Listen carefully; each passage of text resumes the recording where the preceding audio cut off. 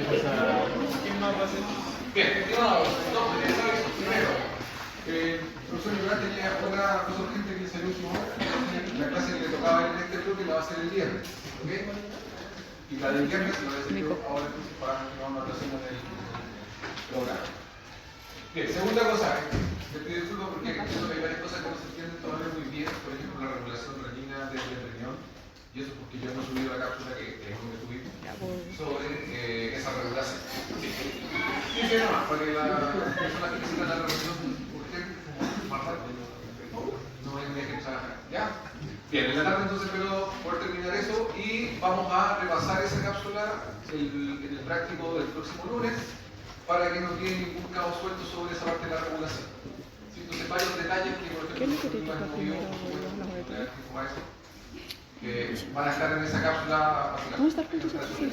Esta clase debería ser más corta porque en realidad es continuación de la clase de ácido base que vimos, que se llama Introducción del ácido base, que vimos en respiratorio. ¿Okay?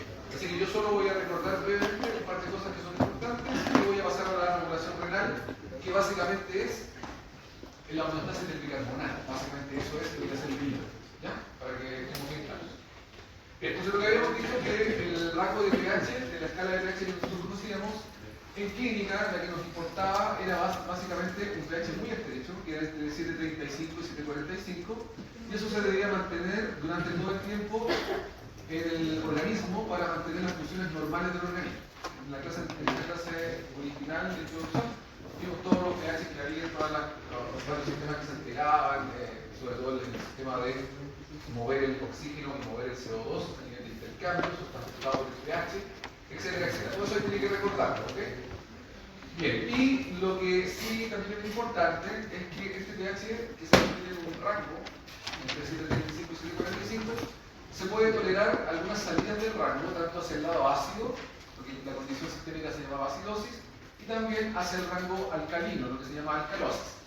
Bien, dependiendo de la severidad del alejamiento del rango de pH, es decir, 0,5 unidades, por ejemplo, hacia arriba o hacia abajo, es bastante tolerable para el organismo. Es más, yo podría fisiológicamente salir de alguno de esos rangos durante algunos minutos o algunos momentos durante el día y no voy a tener ningún tipo de problema. Es más, ni siquiera voy a necesitar en algunos casos algún tipo de compensación. Bien, si el rango se va mucho más allá hacia el lado de la acidosis, estamos hablando de pH de 1 unidad o 2 unidades más allá del pH central de 7.4, o sea, si voy a 7.2, por ejemplo, o a 7.6, por supuesto necesito mecanismos inmediatamente, extender varios mecanismos para compensar esa situación de alcalosis o de acidosis y tratar de volver al rango de pH normal. Esto me puede tomar algunos minutos o me puede tomar incluso algunas horas volver a esa condición. Bien, y ya arrancarme de rangos que están más allá de 2 unidades, hablando de 7.15, 7.1, 7, 6.9, etc., son rangos que básicamente implican algún tipo de patología, donde la visualización de la patología es una expresión en acidosis o alcalosis. ¿Sí? Regularmente la alcalosis y la acidosis per se no son patologías, sino que son la evidencia de alguna otra patología que puede estar ocurriendo. Y dijimos que básicamente tenemos dos tipos de patologías principalmente. Tenemos la patología que son de origen metabólico y la de origen respiratorio, que son las que pueden alterar este equilibrio ácido-base. Esto es lo que habíamos conversado en la clase anterior para que lo recordar. Bien, otra cosa importante era que en la fisiología normal, todos los días, nuestro organismo tiene una tendencia a producir ácidos, y eso es por el metabolismo del organismo. Es decir, por el metabolismo diario que tengo al procesar fuentes de energía como la respiración aeróbica, la anaeróbica, la oxidación de el metabolismo también, como la oxidación de los aminoácidos, la oxidación de los ácidos grasos, la hidrólisis de algunas proteínas. Todo eso va generando varios ácidos en el organismo que deben mantenerse controlados para mantener el pH en el rango compatible con la función normal. ¿Sí? Eso lo tenemos que hacer todos los días, eso es normal, y morir todos los días. Esto cambia un poco porque, como ustedes se fijan, muchos de estos compuestos, los ácidos carbónicos, el ácido láctico, van a depender del metabolismo. Y algunas también, como por ejemplo la oxidación incompleta de los ácidos grasos, dependen también de las costumbres que tengan las personas para obtener la energía. Así que está muy relacionado con la dieta y con el nivel de metabolismo que yo tengo. Si yo acelero mi metabolismo varias veces al día, o una vez al día, o una vez cada 2 días, por ejemplo, que es lo que hacemos cuando hacemos ejercicio, eso también va a incidir en la forma de tamponar esos ácidos que se producen, porque el organismo no está produciendo lógicamente. Y puedo pasar por periodos de alcalosis y periodos de acidosis durante esos cambios de metabolismo, pero mi cuerpo tiene la capacidad de volver rápidamente a la normalidad a través de algún mecanismo compensatorio. Ya, por ejemplo, cuando las personas hacen ejercicio, pueden estar pasando por, al principio, una situación de una leve alcalosis, porque empiezan a aumentar su frecuencia respiratoria, empiezan a botar más CO2, pero luego de estar un rato haciendo ejercicio, por el metabolismo de los músculos, va a empezar a subir el ácido, y podría pasar ahora a un estado acidótico. Eso lo estoy regulando todo el tiempo con la función renal y con la función respiratoria. Con el patrón respiratorio y todo eso que conversamos en la enquete. Entonces no es extraño que la persona oscile entre ese tipo de conductas. Ahora, no es necesario tampoco hacer solo ejercicio para cambiar el metabolismo. Durante la noche, cuando se está durmiendo, su metabolismo disminuye. Por lo tanto, el patrón respiratorio también disminuye y la función renal también disminuye. Por lo tanto, durante la noche yo también podría pasar por algunos periodos de una leve acidosis, por ejemplo, y eso básicamente porque mi metabolismo bajó. Pero eso está dentro del rango normal porque yo no puedo compensar sin clorina. Basta que me levante en la mañana y después un poco de ácido de la orina y regula automáticamente esa leve acidosis que tuve durante la noche. ¿Alguien le ha pasado que duerme, está muy cansado y ha dormido más horas de lo que habitualmente duerme, y empieza, por ejemplo, con dolor de cabeza? Sí. ¿Le ha pasado eso? Y no porque estuvo carreteando, sino que solo porque estuvo durmiendo más de las horas normales. Eso le pasa cuando está muy cansado y empieza a despertarse a la hora que despierta regularmente, y uno tiene sueño y quiere seguir durmiendo y ya no cae en las capas profundas del sueño, sino que se mantiene oscilando entre que entra y sale del sueño todo el rato. Uno escucha los ruidos de afuera, piensa que está medio dormido, etc. Pero sigue durmiendo y después se levanta y le duele la cabeza.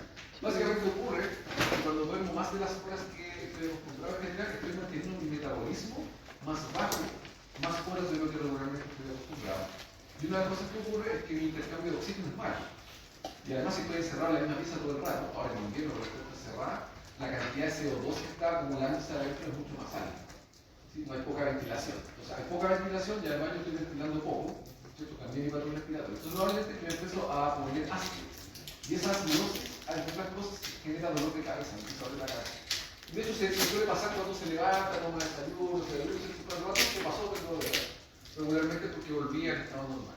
Entonces, en condiciones normales yo puedo estar saliendo de estados acidóticos leves, pero son todos leves. Entonces, al día produzco una gran cantidad de protones. Como dije, este es un estándar, pero puede ser más, dependiendo de mi peso, mi cantidad de músculo. Dos personas de igual peso, que siempre decimos lo mismo, para cada condición fisiológica, pero en este caso también es importante. Dos personas de igual peso, pero que una tenga más masa muscular que grasa, y la otra tenga el mismo peso, pero es por más masa grasa que muscular, no tienen igual producción de ácido. Básicamente por la cantidad de músculo que tienen. El músculo es muy productor de ácido, por su metabolismo mucho más acelerado que el metabolismo de los adipocitos. Entonces eso tiene que ser bien claro también. Bien, esta producción diaria de ácidos se mantiene equilibrada, se mantiene en estado estable de homeostasis porque tenemos la acción coordinada básicamente de varios tampones, o sea, varias moléculas químicas que lo que hacen es tamponar ácidos y también eventualmente tamponar bases. Eso es puramente químico. También tengo tampón sistémico, donde el bicarbonato, por supuesto, es lo más importante.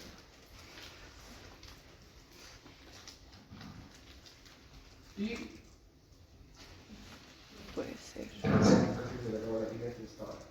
Ya. Y los otros mecanismos que son los dinámicos, que son los más importantes, que es el respiratorio y la parte, también ahora que vamos a ver, que es la parte renal. Bien, la parte respiratoria es básicamente a través del CO2 y la parte renal es básicamente mantener la homeostasis del bicarbonato.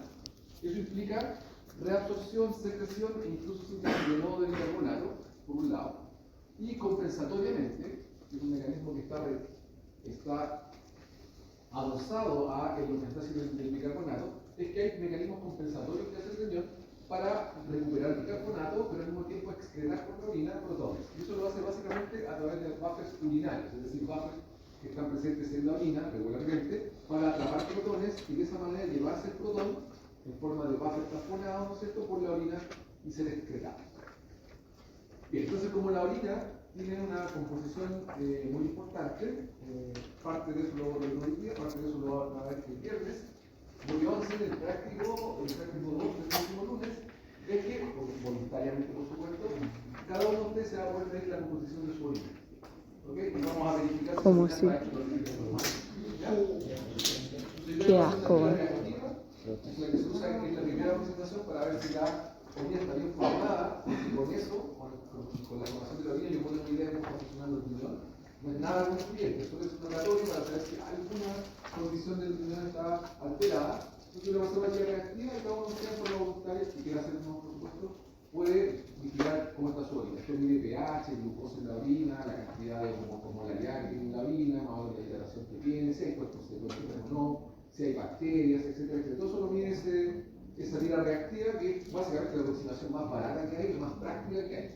De hecho, se utiliza mucho en el sistema público porque es lo más barato que hay, la primera aproximación para la vida. Es más barato que hacer un examen de orina.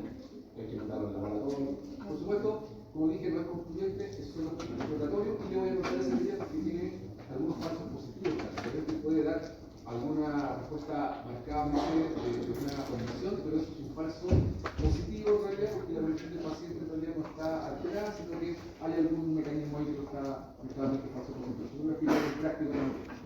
Entonces, para estar disponible en las tiras reactivas, para que usted las ocupe, la UDP invita al examen, así que no hay problema.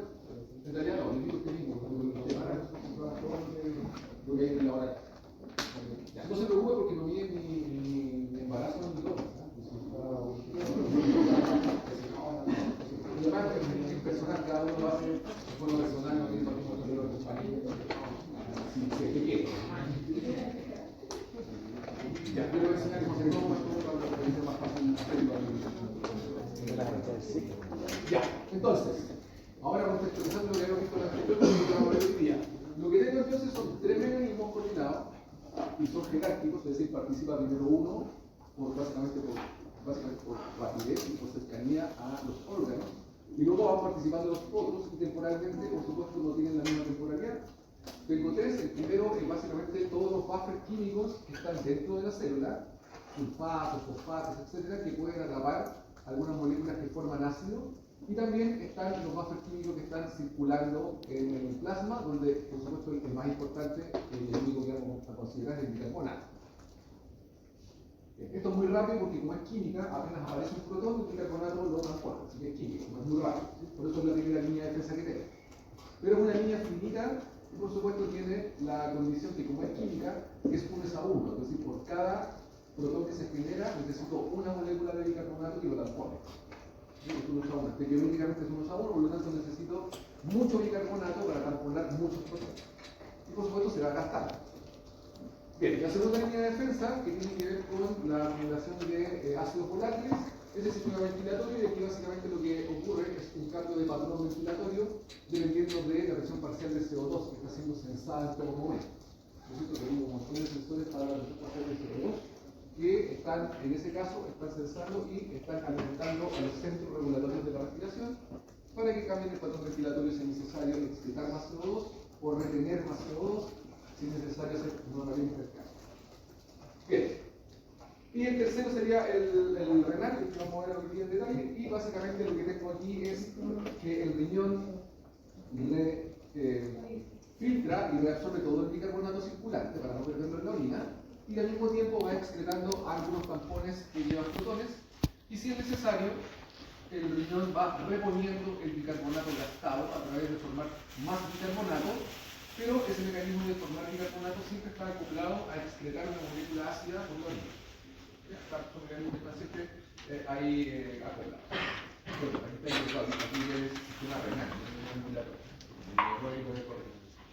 Bien, otra cosa importante que a pesar que nos separamos así temporalmente y todo eso, si es necesario, y sobre todo en condiciones clínicas, en patología, estos sistemas funcionan en paralelo. O sea, podríamos estar haciendo funcionar el riñón en paralelo al sistema ventilatorio para tratar de compensar alguna patología. Esto es muy importante porque en general cuando uno lo aprende empieza a hacer por patologías de la condición ácida o de la condición básica, de acidosis o alcalosis. Pero hay muchas patologías que dan patrones mezclados, es decir, el paciente pasa por periodo de acidosis y luego pasa por periodo de alcalosis o viceversa. Entonces la patología es mixta en general. Y va a depender mucho de en qué momento estoy detectando la patología del paciente. O sea, la misma patología al inicio podría dar un cuadro de acidosis y la misma patología hacia el final de la prognosis podría ser una alcalosis. Entonces voy a tener que tratar de determinar eso con varios indicadores medibles en el paciente, la presión arterial de CO2, la cantidad de bicarbonato que tiene, el anemia GAP, etc. Entonces voy a tratar de tener que determinar en qué parte de la patología está. Eso tiene que ver con la compensación. Yo puedo tener una patología y encontrarla detectada en el paciente cuando aún no ha sido compensada, o puedo detectar la patología en el paciente cuando esta ya está siendo compensada. De esa manera voy a tener indicadores distintos. Y para complicar más el problema, vamos a sumarle que una patología que nos da problemas ácido-base podría estar complicada con otra patología concomitante del paciente. Un paciente, por ejemplo, que tiene diabetes y que está resfriado, tengo dos patologías, ¿no es cierto?, que me podrían estar mezclando la condición ácido-base del paciente. Por el lado de la diabetes, podría tener problemas en el metabolismo, eso me daría alguna complicación ácido-base de origen metabólica, pero como el paciente además está con una bronquitis, también podría tener una complicación ácido-base por el lado ventilatorio. ¿Sí? Entonces voy a tener que determinar eso, cuál es la más importante de las dos. De hecho, le va a tocar hacer eso y lo que va a tener que hacer es decir cuál es la que va a cambiar. ¿Sí? Con cuál voy a compensar mejor. Entonces la cosa ahí se va a complicar. ¿Ya? Nosotros vamos a ir a cosas más simples, por supuesto, para no complicarla. Va ayudando mi carrera para ir complicándose más. Listo. Entonces, esta era la demo más importante de la clase anterior, así que la voy a volver a revisar para que tengamos el plano general, para que no se nos olvide. Recordemos que principalmente las fuentes de ácido que todos los días una persona debe controlar para mantener el pH en 7,4, que es el pH estándar del líquido extracelular, donde lo más importante o donde puedo precisarlo mejor, que es en el plasma sanguíneo. Recuerden que el plasma siempre está en equilibrio con el líquido extracelular. O sea, si yo considero cuánta agua tiene el plasma, tengo una idea de cuánta agua está en el líquido intersticial bañando a todos los órganos. Si yo considero el pH del plasma, también tengo una idea de cuánto muestra el pH del líquido extracelular que está bañando a los órganos. Siempre están como en equilibrio. Si le faltan iones al plasma, también le deben estar faltando iones entonces al líquido extracelular, etc. Entonces, normalmente el plasma es muy buena medida para tener una idea del sistema completo. Bien, ese pH entonces está afectado básicamente por la dieta, porque yo consumo protones en la dieta directamente y los absorbo, y además las heces normalmente excretan un poco de base. Por lo tanto, haciendo el balance de eso, yo capto regularmente alrededor de 30 milimoles al día. Aquí está visto los milimoles de ácido, no por kilogramo de peso como en el anterior, sino que está visto por el día completo. Eso es lo que es en estándar, no es una dieta estándar, es una dieta estándar occidental, no es una dieta estándar de otras zonas del mundo. Bien, y la otra fuente de ácidos era. ¿Cuál era la otra fuente de ácidos? ¿Dónde salían los otros ácidos a partir de que nos como? Ventilación. Era metabólico, ¿no es cierto? Era por estar vivo, estar haciendo procesos metabólicos para estar vivo, para obtener energía, para detoxificar los aminoácidos, etc. Por todo ese metabolismo también produzco ácido. Entonces tengo la suma de dos fuentes de ácido, el que viene de la dieta y el que viene del metabolismo. ¿Sí? Bien, ese que viene del metabolismo ahora, este que está acá, lo podemos separar en dos partes. Está la fuente metabólica de ácido que tiene que ver con generar CO2 que pasa a ácido carbónico. Ese día lo llamamos los ácidos volátiles. Volátiles porque se pueden pasar a un gas, se pueden pasar a CO2. Ya, esos son como 15 milimoles al día. Regularmente en una persona que no tenga ningún problema en el sistema respiratorio, eso no tiene ninguna complicación porque eso se está excretando en cada momento que estoy respirando, en cada ciclo respiratorio. Entonces esos 15 milimoles están yendo como 15 milimoles al espacio, ¿sí? En el aire expirado. ¿Ya? Bien, así que eso de ahí no juega en esta parte porque el pulmón es materia controlada. Por supuesto, si hay un problema pulmonar ahora, en el que no puede excretar ese CO2, ahora sí tiene importancia porque ese CO2 se va a quedar en la sangre circulando y me va a cambiar el pH existente. ¿Sí? Eso es lo que va a ocurrir por un problema ventilatorio o un problema ventilatorio del que sea, de patrón ventilatorio, de obstrucción de las vías aéreas, de enfisema pulmonar, de lo que sea. Estos 15 milimoles ya no pueden salir como salen siempre, a pesar que el pulmón va a tratar de excretarlo para cambiar su patrón ventilatorio y todas esas cosas, pero se me van a quedar y me van a cambiar el pH de este líquido. Bien, y la otra parte es que el metabolismo produce algunos ácidos que no son posibles de transformar en ácido carbónico y CO2. Y esos ácidos no son volátiles, no los puede explicar el pulmón. Bien, esos ácidos regularmente, ahí está la parte ventilatoria, esos ácidos regularmente son como 40 milimoles al día. Entonces, sumado a los 2 volátiles de mi ingesta, regularmente entonces una persona está circulando en su sangre unos 70 milimoles de ácido no volátil, que no pueden entrar por la vía ventilatoria. ¿Sí? Está muy cansado por eso. Sí. ¿Estamos en la luz? Sí, prende la luz. Estoy buscando dormido. Ya, si quieres los hombres, no mucho sentido por el tema que tendrán que yo lo puedo llevar. Vamos, prenda la luz. Gracias, Entonces, lo mejor es que tiene clase conmigo.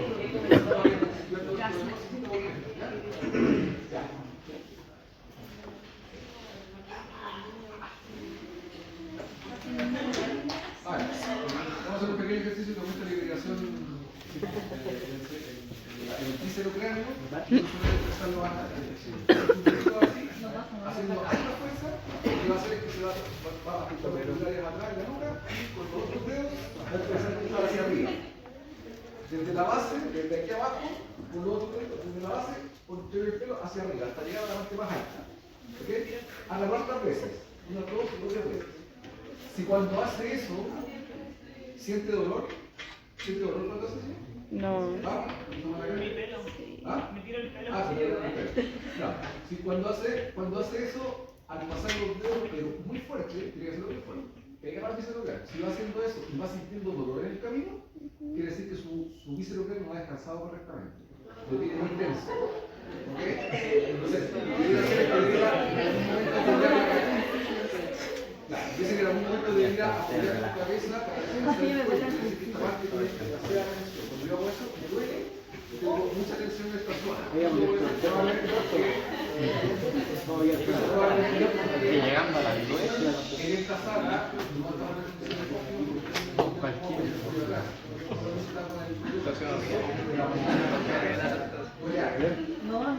por eso le recomiendo siempre que si en su casa lo voy a hacer con una silla que tenga la parte alta de atrás, pero que pueda apoyar el cuello.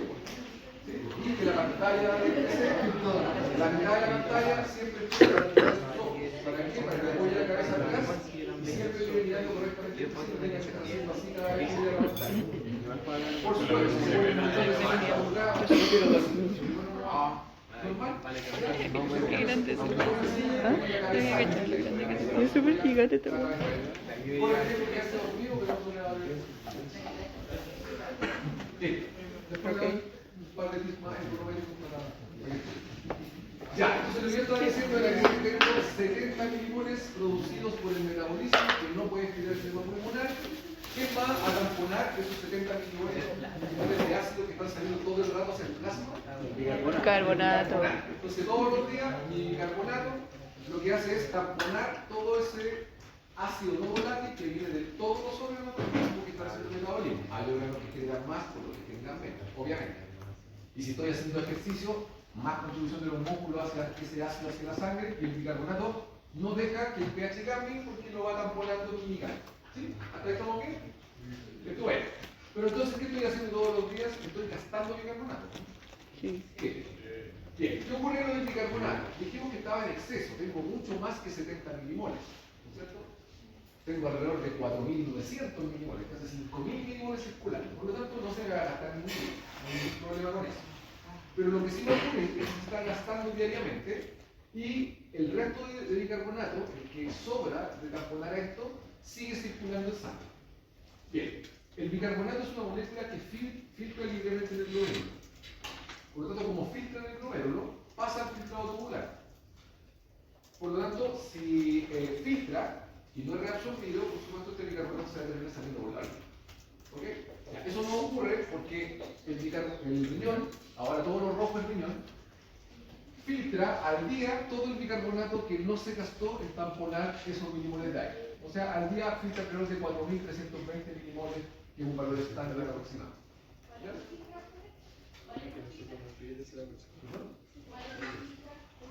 De todo el bicarbonato que tú tienes, hay una cierta cantidad de bicarbonato que está tamponando a los ácidos y se gasta.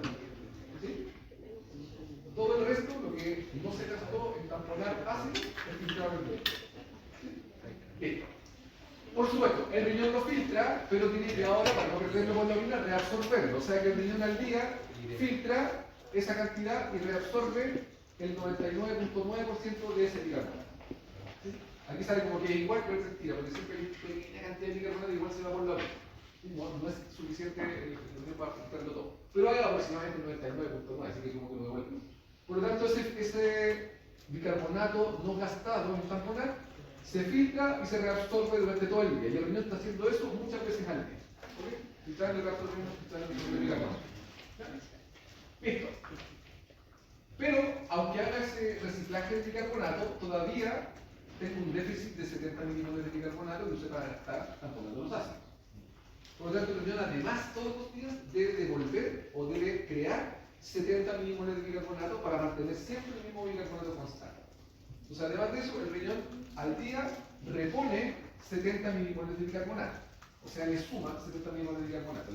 Vamos a ver el mecanismo de cómo se las arregla para crear 70 milimoles de bicarbonato y devolverse a la plasma, y ahí llegamos a tabla rasa. Gasté 70, pero el riñón repuso 70, así que 0, no gasté nada. ¿Ok? ¿Estamos de acuerdo ustedes? Ya, ese mecanismo que tiene el riñón de reponer el bicarbonato está acoplado a que cuando ese mecanismo lo hace el riñón, tiene que excretar 70 milimoles de ácido de alguna manera. Eso es lo equivalente a lo que gasté de bicarbonato. Ya, eso que hace el riñón lo acopla entonces a la excreción diaria de amonio, que son como 40 milimoles, y a la excreción diaria de 30 milimoles de otro ácido, normalmente fosfato. Por lo tanto, lo que hace el riñón para reponer los 70 que perdió, los 70 que gasté de bicarbonato, es excretar con otra molécula, ¿sí?, 70 milimoles de algún buffer urinario que se lleva los protones, que se llevan en el fondo el ácido que tampona el bicarbonato. Entonces, indirecto. ¿Sí? Listo. Entonces, estos mecanismos están acoplados todos y todos están funcionando todo el día. Si tengo problemas en la filtración, tengo problemas en la reabsorción, tengo problemas en la excreción de estos buffers urinarios, por supuesto se empieza a alterar el equilibrio del bicarbonato. Se empieza a alterar y no es tan grave en forma aguda porque tengo mucho bicarbonato. Es un paciente que está, ¿no es cierto?, en la UCI, por ejemplo, que tiene un problema ventilatorio grave, puede resistir la UCI un tiempo porque tiene mucho bicarbonato circulante, pero eso se le va a ir gastando. Entonces yo tengo que rápidamente sacarlo de ahí, llevarlo a un estado normal, porque si no, ¿no es cierto?, no va a ser suficiente su riñón para dar abasto para ese problema que tiene con el bicarbonato. Si tiene una nefropatía que le impide reabsorber el bicarbonato, la cosa es más grave todavía, porque el bicarbonato está siendo reabsorbido y se empieza a perder rápidamente. ¿Sí? Y a pesar que tengo harto bicarbonato, puedo aguantar un rato con él, voy a tener que tratar de alguna manera ver que recupere ese bicarbonato, no sé lo que está perdido. Listo. ¿Sí? Me quedó una duda aquí con el NH4 y el ácido. Claro, que cuando tú gastaste esos 70 y ahora el riñón lo que hace es reponer esos 70, es decir, crea bicarbonato y lo envía a circulación para reponer los 70 gastados, en paralelo a eso, a ese proceso de reponerlo, está acoplado la excreción de los mismos 70, si tú sumas 40 más 30, 70 de nuevo, los mismos 70 pero de protones. Pero esos protones van en la orina no como protones, porque si no acidificaría la orina. Van en la orina como amonio o como fosfato. ¿Ya? El riñón excreta muy poquito protón libre en la orina, porque eso acidifica la orina. ¿Okay? Si yo excretara estos 70 milimoles por la orina, solo como protones, directamente, no sería posible contener la orina en la vejiga, dañaría la vejiga porque sería muy ácido, rompería la vejiga. Entonces va acoplado siempre a un tampón. En este caso los tampones que usa el riñón son el amonio y los fosfatos. ¿Ya? Hay otros más, pero otros no son más importantes. Ya, hasta ahí el panorama entero claro, porque ahora lo único que nos queda es ver cómo lo hace para filtrar, para reabsorber y para crear estos nuevos 70 milimoles, y cómo lo podría hacer el riñón en caso que hubiera un disturbio en el que tuviera ahora que compensar por alguna patología que sería más de 70 milimoles lo que se produce en día. ¿Sí? ¿Estamos correctos? Ya. Bien, lo otro que tiene que tener claro, por supuesto, era algo que era bien simple, que era esta interconversión del bicarbonato, perdón, del ácido carbónico, el bicarbonato y protones hacia un lado y CO2 y agua hacia el otro. ¿Por qué? Porque esta es la clave de por qué el bicarbonato es el tampón más importante, porque por un lado el CO2 como es volátil lo puedo controlar a nivel pulmonar y los protones del bicarbonato los puedo controlar a nivel renal. Y eso me permite entonces tener una doble regulación con este tampón y así es más fácil que una variable vital como el pH entonces sea posible de mantener constante todos los ciclos. Bien. Aplicando la química a esta ecuación, ¿no es cierto? El pH sistémico, básicamente el pH del plasma, está dado por el pKa, que es un número fijo que tiene el bicarbonato, el concentración de armónico, pero es totalmente dependiente de la concentración de bicarbonato, por eso es tan importante que el riñón filtre, reabsorbe y mantenga constante la concentración de bicarbonato, y también de la concentración de la presión, perdón, no la concentración, la presión parcial de CO2, que eso se mantiene por el sistema ventilatorio e intercambio gaseoso. Entonces, estas dos variables en realidad, si la simplificamos la ecuación, son las dos variables que importan finalmente, porque las otras son constantes. ¿Ya? Ya. Y están reguladas una por el riñón y la otra por el pulmón. Entonces, el pH, en otras palabras, básicamente depende de mantener constante el bicarbonato y mantener constante la presión parcial de CO2. Cuando el paciente llega entonces, lo primero que se hace es medir cómo está su CO2 y cómo está su bicarbonato para saber si estas variables están alteradas o no y cuál debe intervenir para llevar el pH a la normalidad. Y eso es básicamente lo que se hace en clínica. Ya, entonces yo lo voy a explicar al final. Entonces cuando trabajemos en el segundo diagnóstico renal, yo le voy a dar un caso clínico. Usted va a leer la anamnesis del paciente, normalmente viene con una gasometría del paciente, el estado en que está, y usted me va a decir cosas muy simples, como por ejemplo si está en acidosis, si está en alcalosis o no, y ojalá podamos determinar si la alcalosis o acidosis es primeramente de origen metabólico y está siendo compensada por la parte respiratoria, en su caso clínico, o al revés, si su caso clínico en realidad es un disturbio respiratorio, como ya sabemos respiratorio, ¿no es cierto? Y si eso está compensado en forma renal. ¿Sí? Para eso vamos a hacer una serie de pasos muy ordenados, que son los que se hacen en clínica, en forma muy ordenadita, para ir rápidamente llegando a las conclusiones. ¿Sí? Para el fondo, para no empezar a meter variables que vengan a la anamnesis, pero que no nos sirvan para determinar eso. Lo primero es determinar ese estado del paciente y luego volvemos a revisar la anamnesis. Recuerden que el paciente siempre todo está en la anamnesis y tiene historia. Ahí está todo. Normalmente. Cuando está en la anamnesis tiene historia. Ya, pasemos al riñón. Bien, ¿qué hace el riñón? El riñón dije que filtraba bicarbonato, ¿sí? Al día, más o menos 4.300, 4.320 por ahí al día, es la cantidad filtrada, porque se ha visto la cantidad filtrada del riñón. De bicarbonato. Produce entonces bicarbonato de nuevo o de nuevo para recuperar el gastado y secreta ácidos como tampones, como fosfato y bicarbonato en la orina. Pocos fotones valientes porque si no la orina va extremadamente ácido, el límite de la orina es alrededor de 4,5, es el límite de ácido. En general, por la dieta que nosotros tenemos, por nuestra dieta occidental, nuestra orina suele estar siempre en el pH ácido, en el pH normal pero ácido, siempre está bajo 5 regularmente, casi todas las personas. Son muy pocas las personas que tienen algún tipo de dieta que es alcalina en la orina, eso casi no ocurre, en ninguna parte. ¿Se puede alcalizar un poco más la orina por el cambio de dieta? Sí, como podría subir a pH 5, 5,5, 6, etc. Pero en general se mantienen esos rangos ácidos. Bien, y el riñón tiene la diferencia con las otras dos líneas de defensa que para regular y sobre todo para compensar se demora. Se demora horas, incluso se puede demorar días. ¿Okay? Bien. Veamos entonces, separé los procesos en partes para que sea más fácil mirar. Vamos de la línea 3 de regulación ácida a través del riñón. El primer punto es la reabsorción del bicarbonato, ¿okay? Para prevenir pérdidas de bicarbonato por la orina. De hecho, cuando la orina sale muy básica, lo primero que se sospecha es que el paciente cambie su dieta, no que está bebiendo bicarbonato por la orina. Eso es básicamente lo que se sospecha. Hay un problema tubular en alguna parte del túbulo del pezón que no está reabsorbiendo el bicarbonato y se está perdiendo por la orina básicamente, y por eso está teniendo la complicación que tiene. Eso puede pasar básicamente por fármacos, por drogas, por todo ese tipo. Bien, ahí está la cantidad filtrada. Entonces, este gráfico que ya algunos ya vieron en el práctico, lo hicimos pero para la glucosa con lo que hicieron en el práctico el lunes, lo que vemos es que el riñón tiene una capacidad de filtrar que es lineal respecto a la cantidad filtrada de bicarbonato. ¿Qué implica que sea lineal? En el práctico del lunes lo pueden ayudar, que significa que la cantidad filtrada, esta línea que indica la cantidad filtrada sea lineal respecto a la concentración en el plasma de bicarbonato. Claro, mientras más bicarbonato en el plasma, más filtra. O sea, no tiene límite de filtración. ¿Por qué? Porque el bicarbonato filtra libremente. ¿Okay? Esa era la conclusión que llegamos a hacer. No se preocupen lo que no es eso lo revisamos en el práctico. Ya, pero también vimos esto. que el bicarbonato es reabsorbido a medida que se va filtrando, y cuando yo llego a cierta concentración de bicarbonato, la reabsorción de bicarbonato se estaciona, ¿sí? Queda detenida ahí. Y en ese mismo punto empieza a aparecer bicarbonato en la orina. ¿Qué significa entonces este punto de aquí? Como dice ahí, es el umbral, ¿no es cierto?, de excreción, o lo que es lo mismo, porque es lo mismo, es la tasa máxima o la zona máxima de reabsorción, que es lo mismo, básicamente el mismo punto.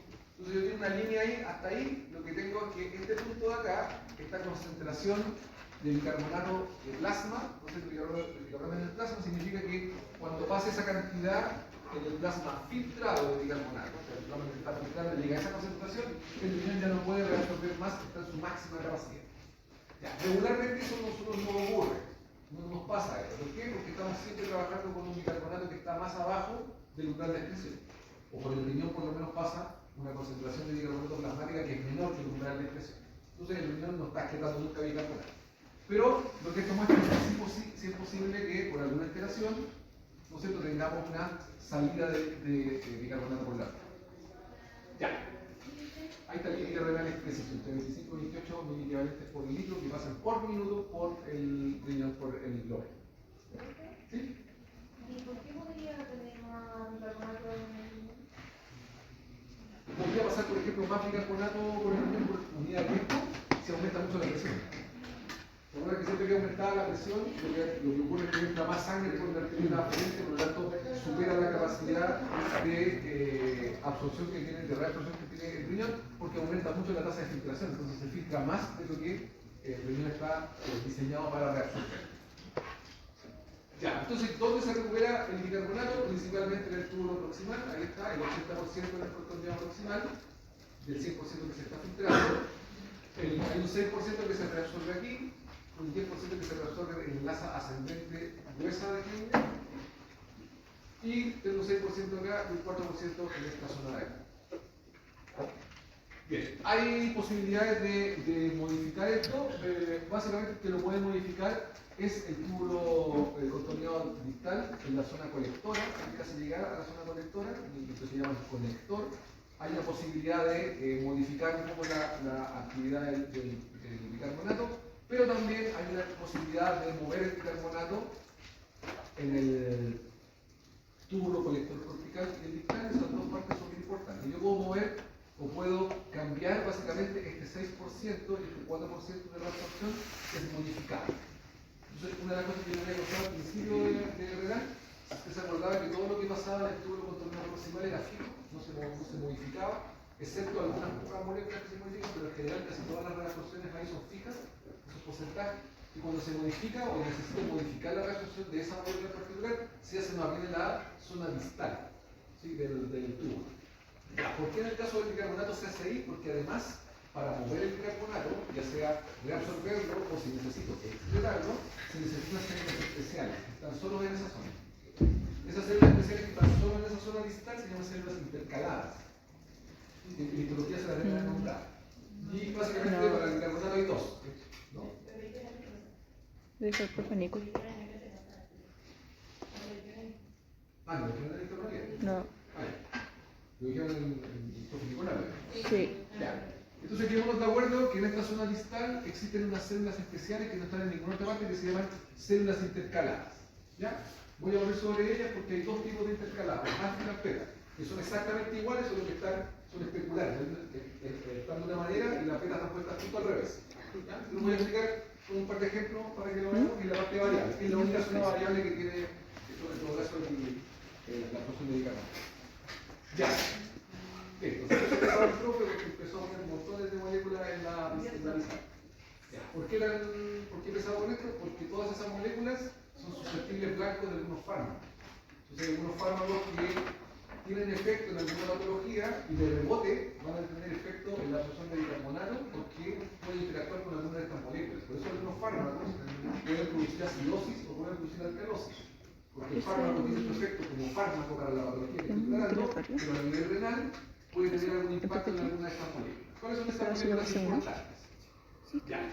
Recuerden que lo que estamos haciendo aquí es reciclar el bicarbonato, es decir, tomar el bicarbonato para tratar de sacarlo por el lado vasolateral y devolvérselo al plasma.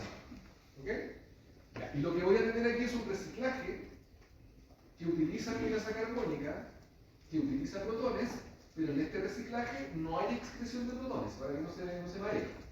Aquí no estoy botando protones por la orina, es solamente uso el protón para tratar de hacer un reciclaje del bicarbonato. Eso lo voy a explicar enseguida. El bicarbonato se filtra, ¿ok? Entonces pasa al filtrado tubular. Esto de aquí es la luz del tubo, que está siendo filtrado.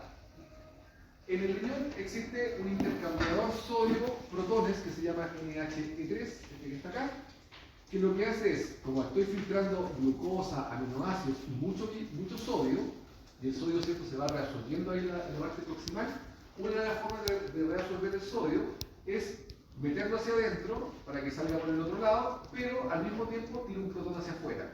Eso es lo que hace este intercambiador. Por cada sodio que entra, un protón hacia afuera.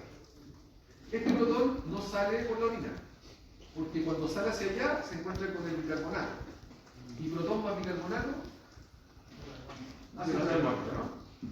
Ya, esto está ayudado en caso que tenga problemas en el sodio, por ejemplo, que baje mucho el sodio filtrado. Esto está, hay un mecanismo en el cuarto que es una tepeasa que está botando protones hacia afuera gastando ATP.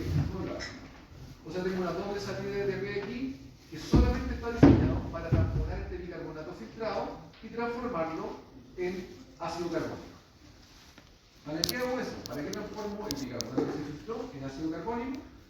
Lo hago para que el ácido carbónico, que yo sé que es inestable, ayudándose de una anilasa carbónica que está ahí en la membrana de las células del túbulo proximal, esa anilasa carbónica se asegure de que todo el bicarbonato que se está transformando en ácido carbónico sea automáticamente transformado en agua y CO2.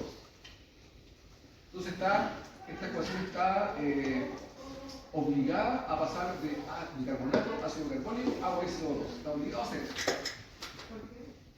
Para que, si no hago esto, este bicarbonato podría separarse en protón este ácido carbónico podría separarse en protón y bicarbonato y no vuelvo a separarse.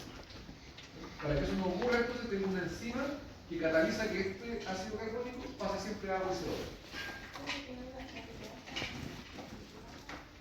Esta es una tepeasa en caso de que el sodio haya bajado y esté saliendo muy poco protón por este intercambio, porque este intercambiador depende exclusivamente del sodio. Si baja mucho esto, corro el riesgo de que no tenga suficientes protones para transformar todo el bicarbonato filtrado. Entonces tengo una tepeasa que está igual tirando protones por si acaso. Una tepeasa funciona mucho más lenta que el intercambiador y la cantidad de protones que tira es mucho más baja. Pero es un sistema de está siempre tirando. ¿Ya? Listo. Estas dos moléculas, el agua y el CO2, son difundibles. ¿Ok? Por lo tanto van a difundir y van a entrar básicamente a la célula. Aquí tengo agua y bicarbonato. Pero agua y CO2. Esta agua, por supuesto, está entrando de allá. ¿Se acuerdan que en la parte proximal se reabsorbe la mayor cantidad de agua? Ya, entonces esto también me sirve, porque aquí siempre estoy reabsorbiendo agua, en otras palabras. Y tengo CO2 que viene de allá, pero que también puede venir de intersticio, porque el CO2, como es acá, es todo. Listo. ¿Cómo me aseguro ahora que este bicarbonato transformado en ácido carbónico y luego en agua y CO2 sea excretado por el otro lado? Para asegurarse de eso, las células del túbulo contorno proximal tienen una anilasa carbónica que es de la misma familia que esta que está afuera, pero esta funciona al revés. Esta obliga la ecuación, o obliga el proceso, cataliza el proceso, para que se junte el agua con el CO2 y forme ácido carbónico. O sea, hace lo mismo que la otra, pero con el agua contrario. Por eso la de aquí afuera se llama anilasa carbónica 4, funciona en esta dirección, y esta se llama anilasa carbónica 2, funciona en la dirección contraria. Esta toma agua y CO2 y forma ácido carbónico, esta toma ácido carbónico y forma agua y CO2. Funciona exactamente al revés. ¿Sí? ¿Bien claro? Bien. ¿Qué pasa con el ácido carbónico? ¿Qué dijimos que era? Inestable, ¿no? Entonces, si estoy formando todo el rato ácido carbónico adentro de la célula, ¿qué debería pasar con ese ácido carbónico? Se separa. ¿Qué se me separa? El protón y el bicarbonato. Y adivinen, el protón que se forma aquí es que sale para afuera, está reciclado. Sale para allá y aquí vuelve a entrar de otro lado. Entonces está circular. O sea, no estoy estirando un protón, el protón está circulando, está siendo reciclado, solo para formar el ácido carbónico afuera y luego formarlo de nuevo adentro. Pero me generé bicarbonato, ¿no? Por lo tanto, ahora tengo un intercambiador ese que está ahí, el NBC1, que lo que hace es tomar el bicarbonato que se está formando e inmediatamente tirarlo hacia afuera, aprovechando la gradiente de sodio, esa que está ahí. Por lo tanto, como estoy sacando un protón y estoy metiendo sodio, ahora el sodio que entra me ayuda también a sacar el bicarbonato. Por lo tanto, está coordinado la parte apical con la parte vasolateral. ¿Sí? Ya. Por lo tanto, si tengo un fármaco que lo que hace es bloquear el NBC1, ¿hay otros fármacos que hacen eso? Se acumula el sodio, se acumula Se el empieza a acumular el bicarbonato. bicarbonato acá. ¿Sí? Lo puedo sacar. Sí. Si se me acumula el bicarbonato acá, lo que va a empezar a ocurrir es que se me va a empezar a acumular protones acá. Se va a acidificar Se va a acidificar la célula del riñón, del polo contorneado. Y cuando la célula se acidifique, deja de funcionar. Y cuando deje de funcionar, ya no puedo reabsorber el bicarbonato. El protón debería salir enseguida cuando se forma el bicarbonato. Ya, Y el bicarbonato también debería los salir. fármacos que actúan aquí arriba, los fármacos que bajan la actividad de las ligazas carbónicas, etc. Profe, ¿Sí? la acumulación de sodio que se generaría si que bloquea el NBC1 no renovado. En general, el sodio tiene más de un mecanismo para salir por el lado vasolateral. Y recuerden que todas las células, todas, tienen siempre una bomba sodio-potasio en el caso. Todas tienen eso. Así que también hay salida de sodio por esa bomba. No se acumula más que nada que bicarbonato. es dependiente del ATP, principalmente. Se acumula más que nada Pero hay otro bicarbonato y mecanismo, se le llama el mecanismo para mover el sodio en la parte proximal. Ya, pero para mayor seguridad, como tengo esa molécula que está sacando bicarbonato, tengo otra molécula, esta que está ahí, que también hace lo mismo, también saca bicarbonato, pero esta lo hace por intercambio de cloruro, es decir, saca bicarbonato y hace ingresar cloruro. Ese cloruro también recicla porque entra y vuelve a salir, porque ahora el proximal también se reabsorbe el cloruro. ¿Sí? Entonces está entrando y saliendo también todo el rato. Eso nos está llevando a mover bicarbonato. ¿Sí? ¿Sabes que me explica parte de los medicamentos que bloquean la NBC1? ¿Cuál es el mecanismo de acción? No dije mecanismo de eso, solo dije que bloqueaban aquí. Por alguna razón ese fármaco se pega a este transportador y no deja que se mueva. Entonces si ese transportador no se mueve, no puedo sacar sodio ni bicarbonato hacia allá. Si yo hago eso, se empieza a acumular este bicarbonato, pero se empieza a acumular este protón también porque aumenta demasiado. Y como decía la también se acumula un poco el sodio acá. Y ahí empiezan a pasar trastornos en esta célula. Esta célula se acidifica, como se acidifica trabaja menos, como trabaja menos, ya no puedo reabsorber el bicarbonato que estoy filtrando y eso depende por la orina. ¿Por qué aumenta el protón? ¿Qué? ¿Por qué aumenta el protón? O sea, la cantidad de protón. Si yo bloqueo el NBC1, porque estoy todo el rato formando bicarbonato, ácido carbónico que es inestable. Y ese ácido carbónico se separa siempre en bicarbonato y protón. Entonces empieza a salir hacia afuera, hacia allá, se empieza a acumular esto aquí y se empieza a acumular esto acá. Entonces, claro, este va a tratar de tamponar, ¿no es cierto? Lo que es lógico que iba a pasar es que este bicarbonato tamponar y se volviera hacia acá. Pero tengo mucho de eso, entonces le pasa a empujar del otro lado. Porque produciendo mucho ácido carbónico. Recuerda que es química. Si tú tienes producto y reactante, ¿no es cierto? Y empiezas a secuestrar el producto, los reactantes todos empiezan a moverse el producto rápidamente. Pero si empiezo a acumular el producto, ¿qué pasa con los reactantes? Ya no quieren formar el producto, se empiezan a quedar como reactantes. ¿Te acuerdas de química? No. Ya, entonces, como esto está formando bicarbonato todo el rato, se empieza a acumular esto. Lo lógico es que esto se devuelva hacia acá. Pero eso solo lo va a hacer, no lo va a hacer porque hay mucho ácido carbónico, eso se tira hacia el otro lado. Ya. ¿Y ese protón no tendría que salir más por ese canal tan...? ¿Por el de acá? Claro, tendría que salir por ahí, pero como bloqueaste se le está acumulando el sodio, por lo tanto la gradiente de sodio empieza a trabajar cada vez menos. Por lo tanto este también empieza a trabajar cada vez menos. Ahora que todo depende de qué gradiente, ¿se acuerda que depende del gradiente? Entonces si yo acumulo sodio aquí, este se empieza a detener, y ya no tiene tanta tendencia a entrar el sodio. Entonces saca cada vez menos protones. Ya, ese sería el otro efecto si yo bloqueara el de acá. Si yo bloqueo el de aquí, lo que va a ocurrir es que no salen protones y se me quedan los protones adentro también de la célula. Ok, entonces finalmente ¿qué es lo que tengo? Tengo una recuperación de bicarbonato filtrado, pero sin secreción de protones. El protón recicla, lo pongo aquí al bicarbonato para formar ácido carbónico y aquí lo saco del ácido carbónico para formar el protón y lo saco bueno, está reciclando. ¿Y por qué esto funciona? Estás reciclando el tipo y no se detiene porque el bicarbonato que se está generando no se acumula, sino que va saliendo hacia el trabajo lateral. Entonces está empujada siempre hacia allá la ecuación. Sigo dando vueltas todo el rato. ¿Ya? Listo, ese es el principal mecanismo de recuperación de bicarbonato a nivel renal. ¿Okay? El 80% del bicarbonato se recupera así.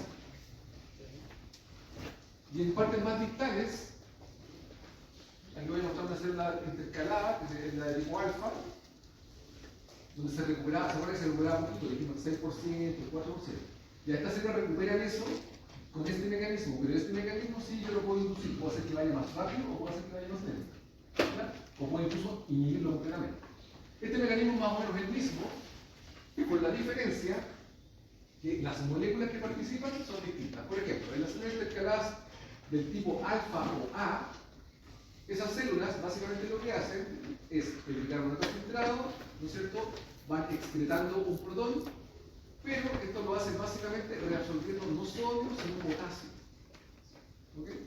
Entonces aquí es muy importante el equilibrio del potasio. Porque si filtro poco potasio, esto trabaja poco.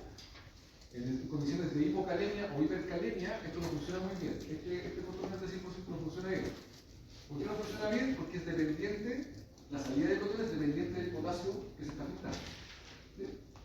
Ya, entonces por eso era bien importante el sistema renina angiotensina aldosterona, porque influye sobre los niveles de potasio, y ahora sabemos que los niveles de potasio influyen en la recaptación de protones. No, vale. O sea, no es raro que tenga un cuadro donde tengo hipo o hipercalemia y tengo alteraciones ácido-base. ¿Sí? Ya, para que lo vayamos asociando en general.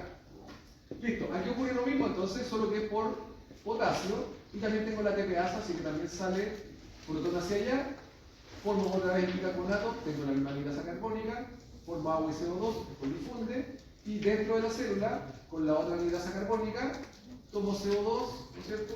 Este que ahí, o que venga el metabolismo, y con agua voy a formar el ácido carbónico primero y luego bicarbonato y protón. Y el protón también recicla, hace lo mismo. Ya, ¿cómo lo hago para recuperar entonces hacia el plasma el bicarbonato?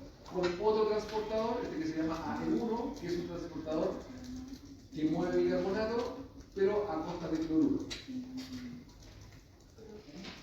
¿Sí? ¿No le he dicho que la anidasa carbónica 2 hace el proceso al revés? Claro, forma agua y CO2, forma ácido carbónico. ¿Y dónde está el proceso? Acá. Es que aquí no lo mostraron igual como lo mostré yo, sino que pusieron el agua aquí, el CO2 ahí, se saltaron del ácido carbónico y se fueron directamente al bicarbonato y al protón. Eso fue lo que ocurrió. En general, para entenderlo, nosotros dibujamos así, dibujamos agua, CO2, después ácido carbónico y después lo separamos en dos. Pero la realidad no funciona así. Funciona que el protón del agua se parte en OH y protón, y ese OH se le suma al CO2 que forma el bicarbonato. En realidad, ese es lo que realmente pasa químicamente hablando. Pero para entenderlo, lo ponemos de otra manera. Lo importante es que se forma lo mismo. ¿Ok? Y tiene que ser excretado hacia el lado de ella. Este cloruro que entra, como les dije, recicla, porque entra por ahí, pero sale por el canal. El cloruro hacia el lado de ella, entonces está reciclando todo el rato. Este mecanismo, entonces, en el lado apical, es dependiente de la cantidad de cloruro que hay en el plasma. Por lo tanto, cualquier problema con la cloremia, cualquier problema con el cloruro circulante también me podría afectar este transportador y me podría estar afectando la reabsorción de bicarbonato. Ya, por eso el equilibrio iónico siempre es importante en un paciente. Cuánto sodio tiene, cuánto potasio tiene, cuánto cloruro tiene. Básicamente por eso, porque hay varios mecanismos que son dependientes de las concentraciones de esos iones. Y algunos de esos mecanismos se podrían hacer más lentos, ¿no es cierto? Incluso detenerse si se alteran estas concentraciones. Entonces, potasio ahora, que ya sabemos que es importante para el potencial de acción y para todas esas cosas, y vamos a sumar que es súper importante para mantener la tasa de reabsorción de bicarbonato. Esto ocurre en la intercalada alfa. Esto voy a poner en la P. Listo. Con eso, lo único que voy a hacer fue recuperar el bicarbonato filtrado, nada más. ¿Sí? Ya, yo tengo que reponer el bicarbonato gastado ahora. ¿Sí? Ya. Entonces, como todos los días estoy gastando 70 milivalentes de bicarbonato se generan 70 milivalentes de protones, al día gasto eso, por 70 milivalentes ahora, me baja el bicarbonato plasmático. Lo que tengo que hacer entonces es excretar protones asociados a un buffer urinario y que esa excreción esté asociada a producir bicarbonato para que recupere el bicarbonato gastado. ¿Ok? Eso es lo último que nos queda. Hago un mecanismo ahí molecular acoplado que por un lado estoy tirando buffer hacia afuera por la orina y por el lado contrario estoy recuperando bicarbonato. Eso es básicamente. No es más que eso. ¿Ya? Listo. Por eso se llama mecanismo acoplado a la regeneración o síntesis del bicarbonato del mineral plástico. Bien. Buffer importantes, fosfato, el buffer amonio y también el mecanismo se equilibra porque si se genera demasiado bicarbonato, incluso se puede excretar un poco de bicarbonato para mantener el nivel de bicarbonato sanguíneo. Así que también el riñón puede excretar un poco de bicarbonato, aunque eso no mucho.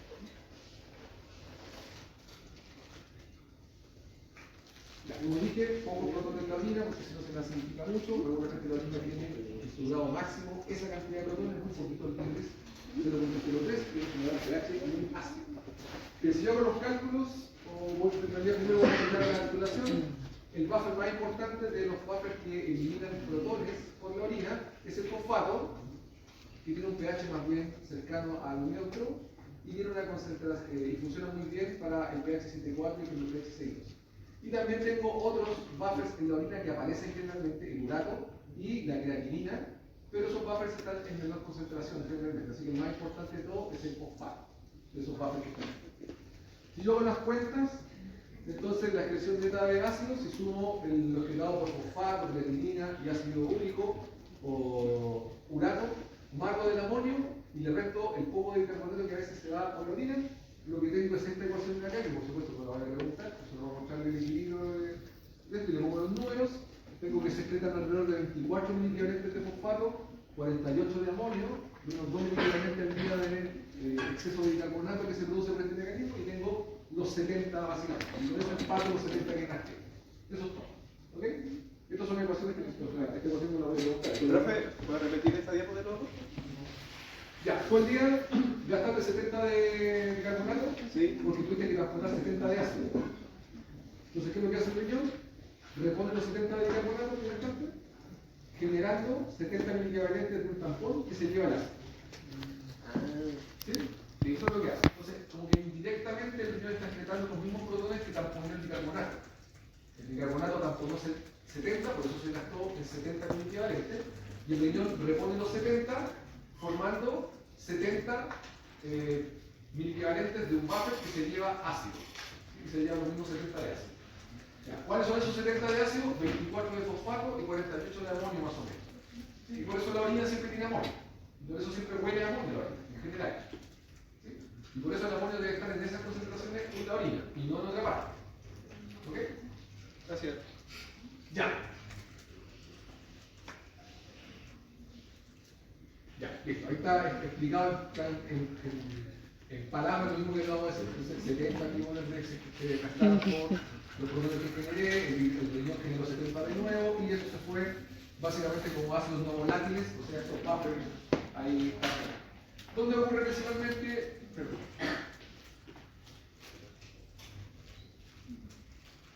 ¿Dónde ocurre esto principalmente? Pasamos por el amonio y por el. O sea, ¿dónde ocurre esto regularmente para ambos, para fosfato y amonio? Los que están en rojo, ahí está donde se está generando ácido titulable, eso significa TA, ácido titulable, pero usted sabe que el titulable es importante el fosfato, así que TA significa para nosotros fosfato, ¿sí? Entonces lo que hago en el fondo es que esas células de esta zona, de la zona proximal, va generando fosfato titulado, amonio titulado, lo va tirando hacia la orina y en ese proceso se recaptan, se generan, milimoles de bicarbonato y eso se va tirando hacia el plasma. Entonces, ¿dónde ocurre principalmente esto? Ocurre en el tubo contorneado proximal, también ocurre en la parte distal, en el contorneado distal y en el colector, y al igual que todas las cosas, esta zona es variable, esta zona es fija, esto ocurre casi todos los días, y esta zona la puedo variar, o sea, yo podría generar al día 5 aquí y unos 10 acá, pero si es necesario podría aumentar la cantidad, podrían ser más de 5, Aproximarle el con pico. esta zona de acá, o podrían ser más de 10. Aproximarle el Y si tengo mucho bicarbonato, por ejemplo, el paciente está pasando por alcalosis, yo podría generar menos bicarbonato acá y menos bicarbonato acá, de tal manera de no aumentar el bicarbonato en el plasma y no hacer más grave la alcalosis. ¿Sí? Entonces estas zonas son variables como siempre y estas zonas son fijas. Se genera el bicarbonato. Eso, exactamente. Es el genero esto que lo saco por la orina, genero este buffer que lleva un protón y se lo lleva por la orina, y cuando genero eso, genero bicarbonato. Ya. Veamos cómo lo hace.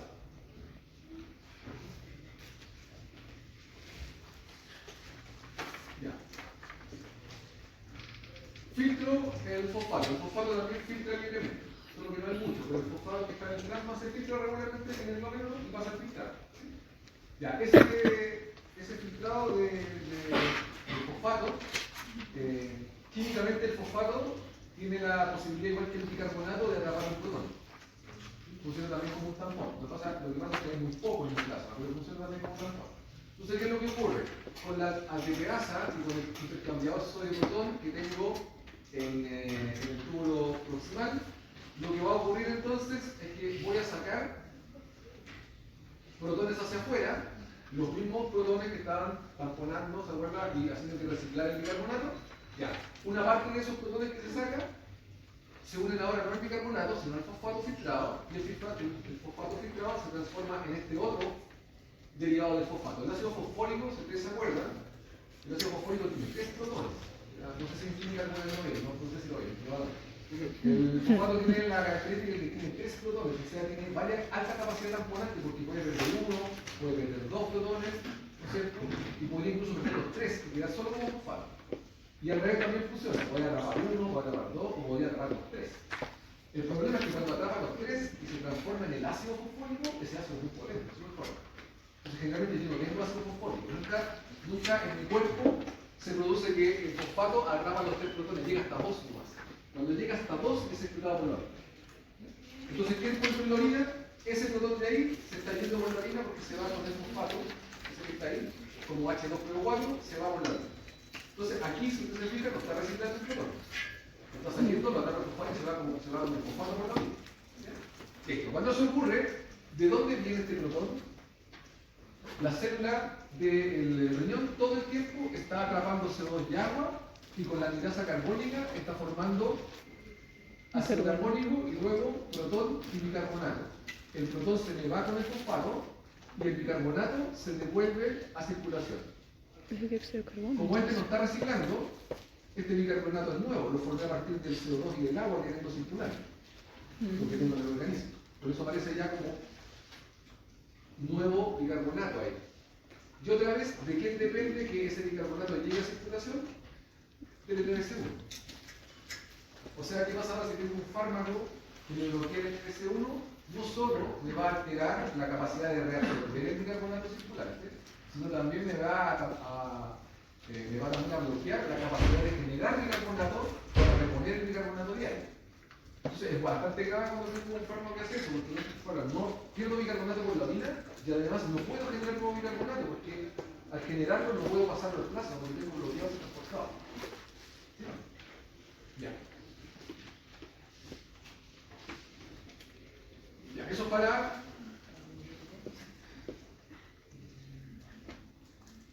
eso era para básicamente el fosfato. Veamos en el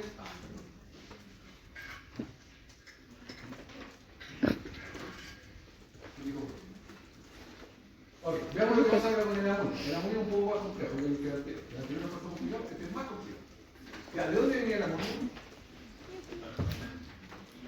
Del metabolismo del nitrógeno de la proteína, ¿cierto? De ahí viene. Entonces aquí tengo una acople de un mecanismo intersistémico, porque eso de la metabolización de las proteínas que finalmente me da la urea y todo eso, eso no ocurre en el riñón. ¿Dónde ocurre eso? En el hígado, ¿cierto?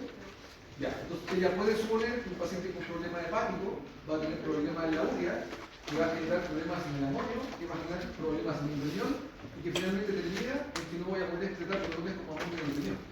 Entonces, por eso es complejo cuando el problema es hepático y por eso hay que tenerlo siempre en la cabeza, que son variables intersistémicas, son más de un sistema. Uno es el hígado y el otro el sistema renal. Entonces, aquí voy a copiar los dos órganos para que eso ocurra. El hígado entonces va a tomar los aminoácidos, va a formar con algunos aminoácidos forma glucosa, ácido gluconeogénesis, pero con otros aminoácidos va a ir detoxificando y va a ir formando urea, ¿no es cierto? Glutamina, y por otro lado va a ir sacando fosfato, que también necesita en el riñón, protones que van a circulación pero que se transforman con el bicarbonato, etcétera, etcétera. ¿Y qué va a ocurrir entonces a nivel renal? A nivel renal necesito que el riñón forme principalmente el amonio para que se lleve protones en la orina, pero que al mismo tiempo forme bicarbonato que se devuelva a circulación. Pero todo eso es dependiente de lo que pase en el hígado. Necesito la urea que va al riñón y forma la gradiente córtico medular, la variante que está ahí, esta hecha de urea, y necesito la glutamina que envía el hígado para formar con esa glutamina el amonio en el riñón. Así que es una variable intersistémica, necesito los dos. Entonces, es la glutamina hepática, esta que está acá, esta glutamina que viene del hígado, la que sufre la amoniogénesis, es decir, a partir de la glutamina formar amonio para excretar este bicarbonato o este protón como ion amonio en la orina y para generar, con esa amoniogénesis, generar nuevo bicarbonato. Eso es lo que va a ocurrir en el riñón. Entonces, atención. Bien, ahí está la célula renal. La célula renal, el túbulo proximal, recibe la glutamina, ahí está la glutamina, esta glutamina viene, ¿no es cierto?, en la sangre, filtra en el riñón, pero viene del hígado, de las proteínas. ¿Qué va a ocurrir con esta glutamina? Va a entrar con este transportador sodio-glutamina, va a entrar a la célula renal y la glutamina, no le voy a dar la data, pero la glutamina sufre el ciclo que ustedes en bioquímica, el ciclo de los ácidos carboxílicos. No sé si se acuerdan de eso, como que No. es más, se está tratando de olvidar, para no tener pesadillas de noche. Ya, pero da lo mismo. El punto es el siguiente. Ese metabolismo de la glutamina que ocurría en el caso del metabolismo del ácido carboxílico. Finalmente lo que ocurría es que entraba glutamina por la mitocondria y salía glucosa por el otro lado y había un montón de reacciones químicas entre medio. Esas reacciones químicas no van a dar lo mismo, ¿ok? El punto es que usted recuerde que entraba la glutamina y lo que hacía todas las células es que sacaban glucosa. ¿Ya? Era un tipo de glucogénesis. Ok, pero ahora le vamos a sumar a eso que esa reacción que ocurre en la mitocondria, con todas las cosas que hay, todos los ácidos que le gustan a los bioquímicos, ¿no es cierto? La alfa-cetaglutánico, la acetoselato, todos esos nombres raros, ya. Todo eso que ocurre ahí, a mí lo que me importa es que ahora, de todas esas reacciones, lo que se produce como producto es amonio. Entonces, entra glutamina por aquí arriba, sale glucosa por ahí, pero en el camino de estas reacciones, hasta llegar a la glucosa, lo que sale es amonio. Por lo tanto, la glutamina que entra no solo genera glucosa, sino que me está generando amonio que sale de la mitocondria hacia esta célula renal. Ya. ¿Por qué es importante eso? Ahí salen varios amonios, varias de las reacciones que van ocurriendo, todo esto, si le vas a explicar carboxílico, todo este camino, van saliendo amonios acá, salen todos arriba, todos acá. Ya, ¿para qué me importa eso a mí? Me importa para generar nuevo bicarbonato. Por eso es importante. Genero con ese amonio, de toda esa reacción, genero nuevo bicarbonato. Ya, ¿qué es lo que hago? El amonio tiene carga. Este de aquí, el NH3 se llama amoníaco, este se llama amonio. El NH4+, el amonio, tiene carga, por lo tanto no atraviesa la membrana. Entonces se empieza a acumular amonio adentro de esta célula.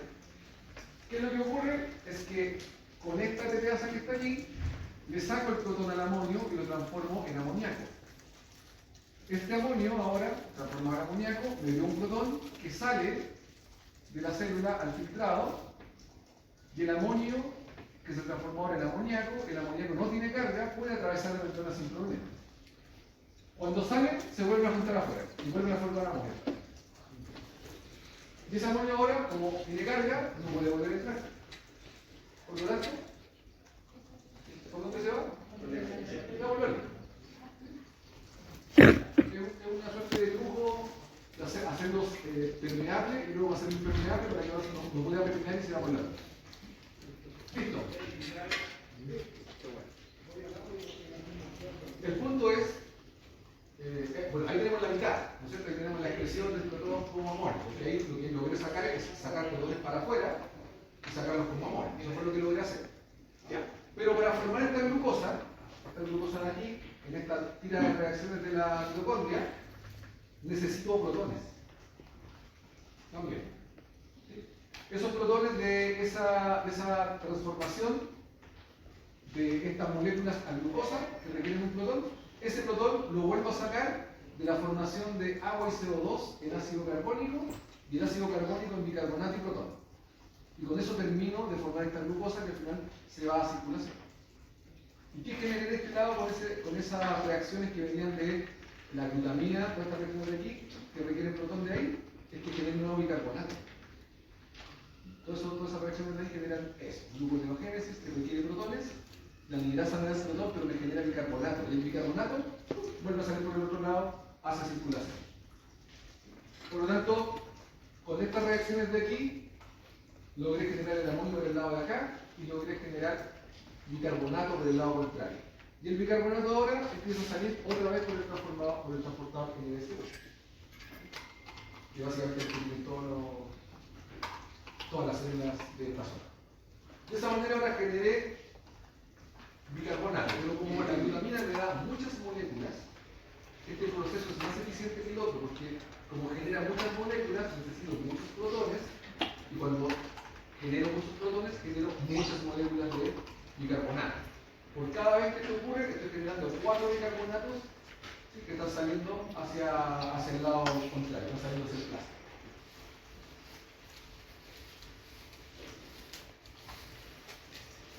Ok.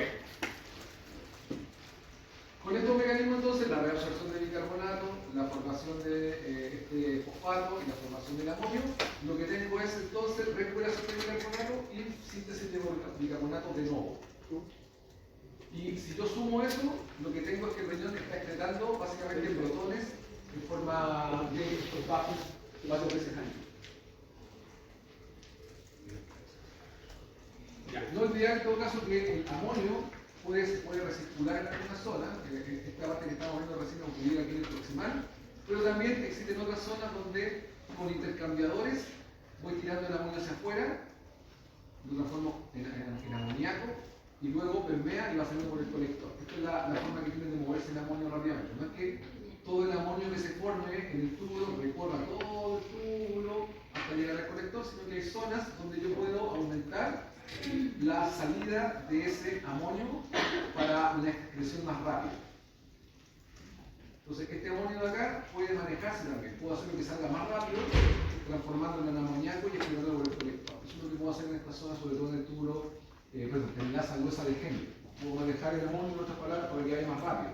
Entonces, si necesito excretar más protones en algún momento, puedo acelerar la salida de amonio hacia el colector con estos mecanismos de acá, del asa de Henle, de asa gruesa de Henle ascendente, para que salga más amonio más rápido y yo pueda formar más amonio en la parte proximal. Y de esa manera puedo hacer que salga más protones más rápido. Y puedo excretar mucho más protones.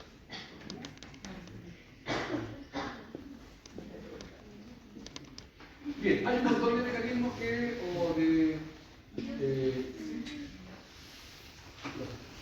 la punta de suicidarse no está mal.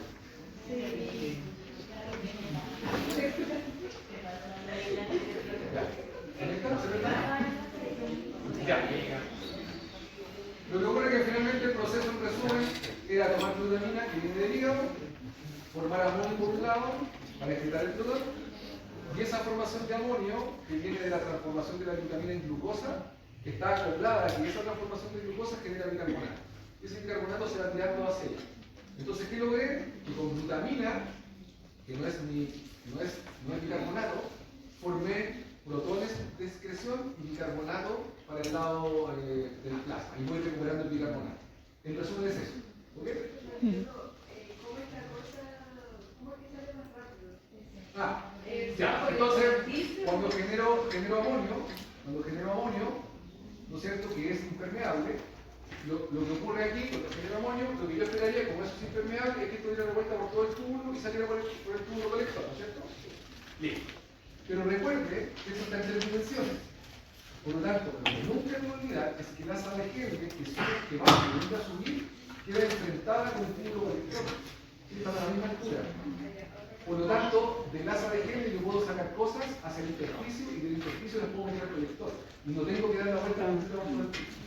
Entonces, cuando necesito excretar más protones, porque tengo un problema de acidez, por ejemplo, lo que ocurre aquí es que este amonio no da la vuelta completa, sino que cuando llega aquí se transforma en amoníaco, que es no sé, le atravesar la membrana sin problema, y se me va por el colector. Entonces acelero la salida de amonio por la orina. Como la acelero la salida de amonio por la orina, tengo la posibilidad de hacer más rápido este proceso de botar protones como amonio. Y eso me permite que el riñón entonces acelere el proceso de botar protones cuando es necesario. ¿Sí? A eso se refería. ¿Ya? Ya. parte de este amonio que sale al intersticio, y estoy forzando a que se vaya rápidamente al colector, también como está en el intersticio, ¿qué es lo que hay aquí a los lados de todo esto? Está la masa recta, por lo tanto, como esto es permeable, también parte de ese amonio se puede ir a la masa recta y puede volver a circulación. Si vuelve a circulación, el que lo va a tomar va a ser el hígado y va a formar urea. Por lo tanto, si yo acelero este proceso y boto mucho amonio, puedo botar mucho amonio por la orina y además puedo hacer que ese amonio, el hígado, lo transforme en urea. De tal manera entonces que puedo acelerar todo el proceso de perder protones a través del amonio y el amoníaco. Eso es para acelerar, en otras palabras, todo este proceso de botar protones cuando lo necesite, porque tengo mucha acidez, mucho protón circular. ¿Sí? O estoy requiriendo mucho bicarbonato, reponer mucho bicarbonato. Si yo este proceso lo hago aceleradamente, le pongo mucho bicarbonato desde acá, porque estoy transformando la hemoglobina en glucosa y eso genera bicarbonato. Entonces, si yo acelero este proceso, acelero la producción de bicarbonato de nuevo hacia el plasma. ¿Sí o no? Si este proceso lo aceleramos, este que estaba acá, si este proceso lo acelero, lo que tengo finalmente es una alta salida de bicarbonato que estaba allá. Entonces, si yo lo acelero con esto, aquí voy tirando y acelero el proceso, lo que estoy haciendo es acelerar la pérdida de protones en la orina y al mismo tiempo, aquí arriba, estoy acelerando la ganancia de bicarbonatos en plasma. Entonces, un buen mecanismo compensatorio para cuando el paciente está ácido, ganando mucho bicarbonato y está perdiendo muchos protones en la orina. A eso se refiere ese proceso de aceleración del amonio. ¿Ya? Ya. Esto en patología se complica un montón porque tengo un montón de moléculas que pueden ir cambiando esta regulación de la secreción de protones por un lado y la reabsorción del bicarbonato por otro, porque están acoplados.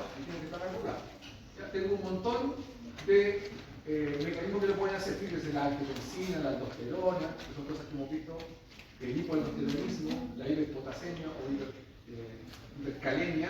Todas esas cosas pueden ir acelerando o cambiando esta secreción de esta reabsorción.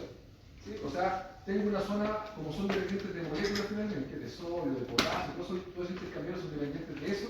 Todo lo que me cambie, por ejemplo, la aldosterona, ¿qué cosas puede cambiar? La bulimia. Sodio. Puede cambiar la reabsorción de sodio y de potasio, puede cambiar el sodio y el potasio en el plasma, y eso finalmente se ve como cambios en esta excreción de protones y reabsorción de bicarbonato. Y si la aldosterona me cambia el potasio, por alguna razón, también me va a cambiar la producción de bicarbonato. ¿Sí? Ya, entonces todo está asociado, pero vamos con calma. Va a ir con calma. Estoy pasando ahora.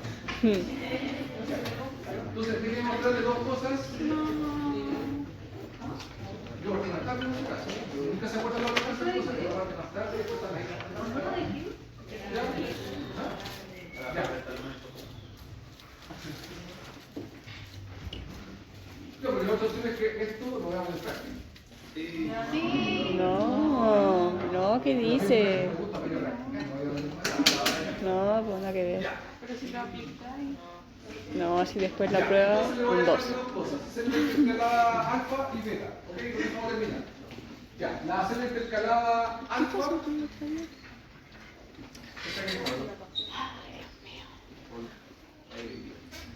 La célula intercalada alfa lo que podría hacer era, en condiciones que yo la necesite, para que se lo aprendan bien, la célula intercalada alfa o H suele trabajar más cuando hay acidosis con A.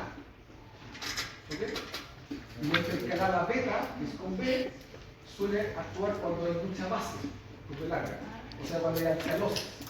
Entonces, estas células no trabajan exactamente igual en el riñón, sino que tienen, trabajan más o menos dependiendo si el paciente está en acidosis o alcalosis. ¿Okay? Entonces, cuando yo tengo acidosis, las células intercaladas alfa lo que hacen es aumentar la salida de protones para perder protones por la orina. Y de esa manera tratar de bajar la acidosis. ¿Okay? ¿De qué depende eso? Depende básicamente de esta bomba potasio-protón. ¿Por qué? Porque cuando hay acidosis, como aparece ahí, bajo el pH, esa baja de pH hace que esta célula aumente esta cantidad de transportadores o de ATPasa, protón, potasio, para que yo bote más protones y esos protones sean atrapados por el bicarbonato y lo van a reciclar de tal manera que reabsorba más bicarbonato. Entonces, por un lado, la baja de pH hace que haya más cantidad de reabsorción de bicarbonato en las células intercaladas alfa. Y eso me ayuda a bajar la acidez, porque reabsorbo más bicarbonato y por eso tampoco el bicarbonato del calcio. Y las células intercaladas beta, la aldosterona también estimula a esa bomba tereasa que trabaja más.